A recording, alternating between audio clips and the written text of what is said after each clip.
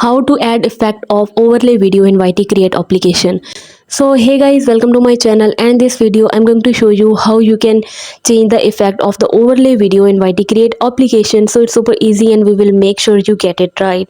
You just make sure to watch the complete video carefully to avoid forgetting anything and making mistakes. So let's get started. Open the YT Create application and you can see I have opened up the project. Now you can see this is my overlay photo. If I wanted to change the effect of this photo, I can just simply tap right here on the effect option. Now you can see I have the list of the different effects. So I can select one of the effect from there and you can see the changes.